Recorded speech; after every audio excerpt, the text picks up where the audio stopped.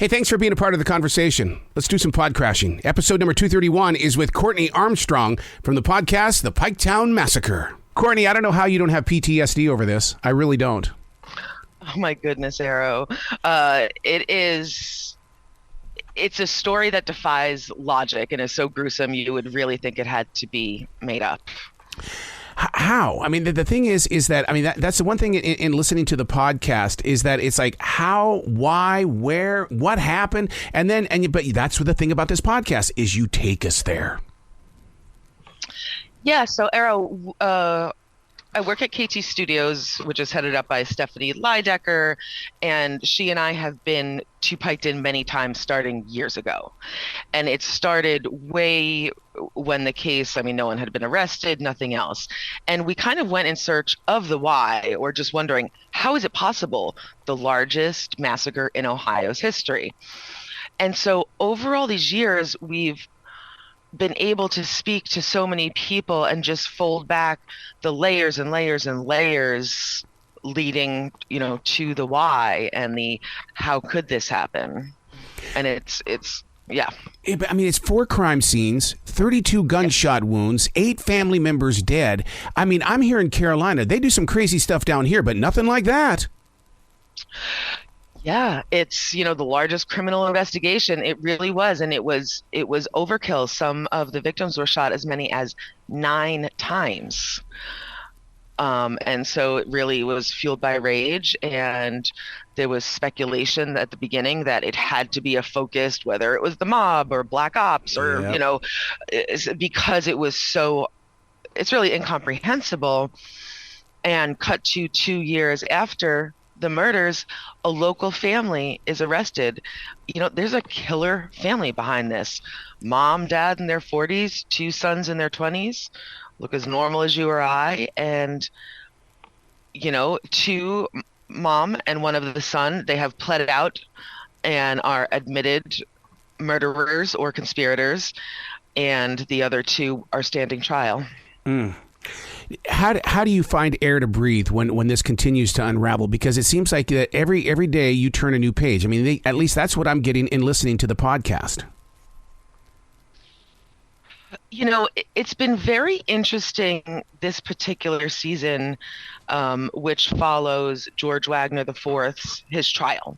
So this is the first trial after 5 years, and so through this process, a lot of details are unfolding as they come, and it's kind of just piecing everything together. And what's been particularly interesting, as we've been flying back and forth to Pike County to be in the courtroom for this, a lot of people we've either spoken to or have heard about over the years have come to bear and either are witnesses or are talked about.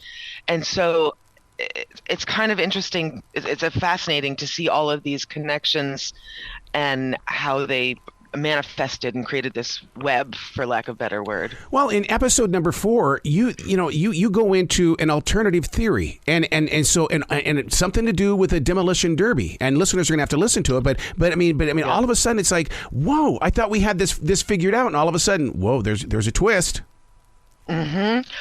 Well, And listen, what the motive appears to, what the prosecution is stating for its case is that it was over custody of a shared toddler between murderer, son in his 20s, Jake Wagner, and Hannah Mae Rhoden.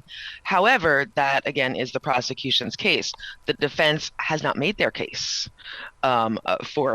in defense of George Wagner IV, so who knows what they will say. And you bring up the demolition derby.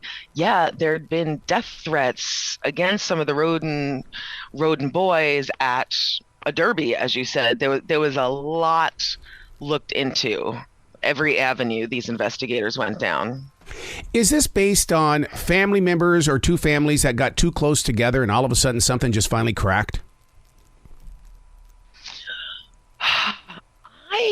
I don't know that I'd say finally cracked, because that would imply some level of spontaneity to me. Right. And matriarch Angela Wagner and the other Wagners spent months, Arrow, months and months and months, shopping for this murders, making homemade silencers, stalking their victims both online and at their homes, and seeing where are the security cameras so they can take them out.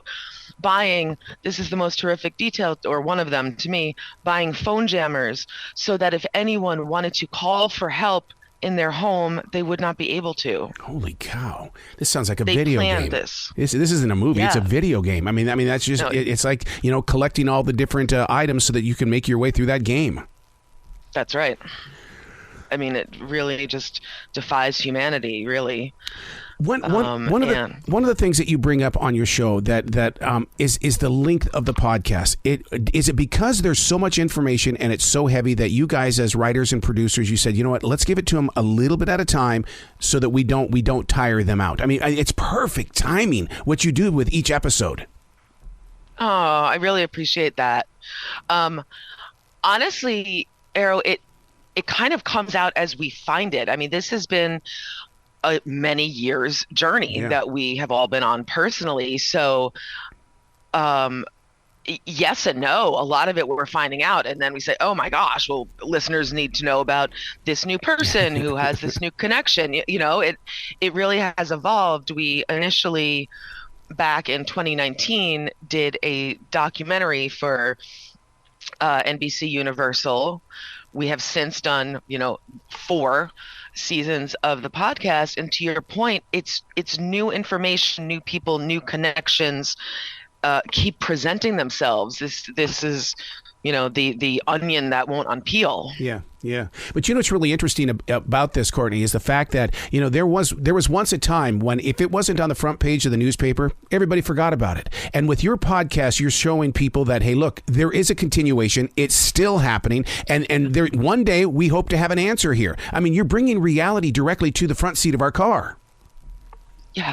No, that's exactly right. That after the initial spark, there has been incredibly little national coverage. If this happened in Beverly Hills and 8 members of one family were slaughtered by a killer family who lived a couple of blocks down, you're telling me we wouldn't hear about this all the time? Right. So, that's actually also, that plays into giving it context of, why didn't the media? Is it because it's in the middle of the country and not on one of the coasts, or people have many theories, but we just have literally not been able to let this case go and to keep banging our heads against the why and the how. Do you feel like you've been called to do this? It's a tough question. That sounds grandiose, so I'm wary to say it, but what I can say is that it's in all of our DNA, all of us who have been working there and speaking to victims' family members. And, I think we all see it as a real, it's a real honor to be able, we try and be really measured and take as great care and respect with the victims. They couldn't deserve more in the world. So I think we are careful not to inflict more harm. Because as broadcasters, we're trained to do things, to be in the right place and to get the story and stuff like that. But so many times there in the 80s and 90s as broadcasters, they candy coded everything. We were sent to the fair to do the report, or here's another 4 in a row without talk. And I'm going, I'm better than this. And so podcasting has given us that opportunity to share the story. Yeah, that's very true. And, like you said, how it unfolds, and it is how it has unfolded for us. It has taken that long. I mean, look, it took 2 years for an arrest, and that was with federal and local and just multiple agencies working together in tandem meticulously. And it's a lot. Again, biggest, it's the biggest murder and investigation in the history of the state. Yeah, because we're dealing with the Murdochs down here, and it's one of those where it was everything that's been spinning around there, and all of a sudden it gets to the father. And it's like, well, how the hell did we get here? My God! And they just wouldn't let it go. Yep. So, No, what happens with this? I mean, this is an open door. And I know you talked about seasons and stuff like that, but this is an open door for you to have something to do for a very long period of time. Will you continue it in as they go to prison or the death penalty, things like that? How will you continue to allow this to grow? I mean, you've got our attention at hello. You know, I think the story will kind of tell itself. We're at the first of two trials with George Wagner, so there is plenty that we are learning and are sharing with listeners, because a lot of stuff that was talked about or speculated, and even that we couldn't report about because it wasn't substantiated by fact and didn't pass our legal lens, now it is fact and coming out. So following this trial, there is plenty to talk about. And I think, honestly, to satisfy people who have been on this journey of discovery, you know, here's where the answers are coming out in court. And, you know, then it will be the father, Billy Wagner, who will be on trial next. And past that, it's impossible to know. I think when it seems like, the story has been told, but we do have we do have a documentary that is coming up that we are in the works on. Good. Yes. Does it shock you that there are still people that think that you got the wrong people in custody? I mean, listen, if you go through a court of law, everyone's innocent until proven guilty, right? Yep. It gets harder for me to be in concert with that argument, to tell you the truth, but you know, George Wagner, innocent until proven guilty. I think we can say that's not the case for confirmed, admitted murderer Jake Wagner and his mother, who, P.S., only got 30 years for agreeing to testify against her husband and son. So the entire community isn't always a ray of light. I'm reading that that there's it's got a dark history. I mean, you're stepping into this dark history. Yeah, the more we've, both been there over the years and just, spoken with people and read about things, there is a history of corruption there. It's no doubt about that. That is fact. I mean, Sheriff Reeder, who was at the very beginning of this investigation, he is since in prison for non-related charges, but for stealing from the coffers, basically. So, and he was the sheriff who was investigating it. Does that raise a question? Yeah. Good. I would love to be in one of your guys' meetings. It's sitting there going, okay, well, this is what the next one is about. What are we going to base this on? Doubt, reasonable doubt. I mean, and it's really watching the trial, both when we've been there and, from afar. It's really, I'm so curious for when the defense really begins its case, because we have not heard what is that reasonable doubt and how will it be laid out and how well will it be laid out. A jury's made up of human beings, all of them, and one may believe the story or, who knows. So when you look in the mirror, do you see the investigative reporter or do you see a journalist? I'd see more investigative, I would think. Yeah, I really, I kind of love nothing more than, going through files if I'm let in a room and finding, oh, here's a piece of something that doesn't match. Like, they said it happened on a Tuesday, but really it happened on a Wednesday. Like, let's get to the bottom of what actually happened. So, yeah, and I think all of us at KT Studios, we really probe, and it's a constant why and how, and, trying to make connections, not to make sense, because this never will. And the reason why I bring that up is because I've always had this dream that, the person that writes the crime story, put them on the stand. It's the same thing with investigative reporting. What are you finding that they're ignoring? And it's like, okay, we got to get Courtney on the stand. She knows something.